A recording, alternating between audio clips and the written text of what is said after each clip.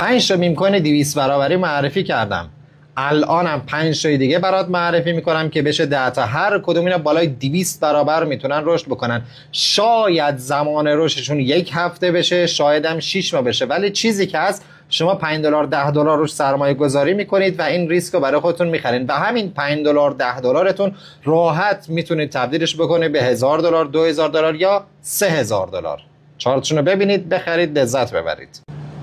اولیش ترن هست که میتونه 10439% رشد بکنه. ما توی این قیمت توی کلوپ میلیونرها سیگنال دادیم و میبینیم که تارگت 2 ما زده و نزدیک به تارگت 3 مون رسیده که بعد ریزش کرده. این هم دوم، اسمش واتر هست و میتونه 40,000% یا 409 برابر میتونه رشد بکنه. یک همچین چارت داره، ریزش خوبی داشته، اینجا کپ سازیاشو تقریبا انجام داده و الان تنها چیزی که ما از این میخوایم یک رشد و یک پامپ خیلی خوب و اساسیه. اینم مارکت کپش خوبه و میتونه راحت رشد بکنه. از سومی هم کتویف هست که ما اینو توی این قیمت اومدیم سیگنال دادیم و این هم میتونه 367 برابر رشد بکنه. یعنی چقدر؟ یعنی 36747%. چارت خیلی خوبی داره، مارکت کپش خوبه، لیکویدیش خوبه و هولدرای زیادی هم داره. ما توی این قیمت دادیم و تقریبا نزدیک تارگت 2 ما بوده.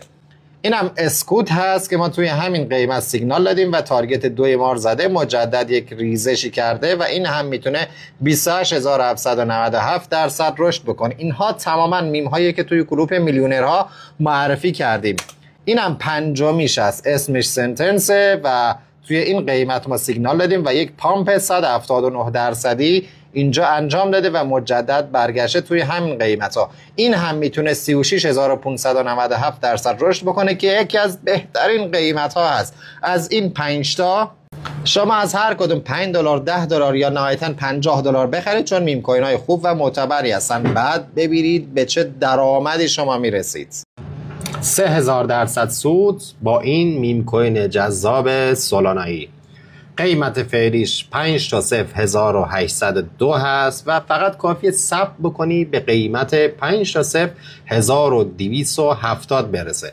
به این قیمت که رسید خریدت رو روش انجام میدی. نمیگم زیاد بخر، 500,000 تومان یا 1,000,000 تومان ازش بخر، چون راحت میتونه 30 برابر رشد بکنه. الان یکی از قیمت‌های خوب و مناسبه. اینو توی کلوپ میلیونرها قبلا من سیگنالش رو دادم، ولی مجدد امشب این رو سیگنالش رو میدم و دوستانی که نگرفتن میتونن بگیرن. الان قیمت مناسبی. البته دوستانی که قبلا هم گرفتن الان توی سود هستن. دوستان عزیز، من هیچ موقع نمیگم سیگنال هایی که بهتون میدم یک شبه شما رو پولدار میکنه.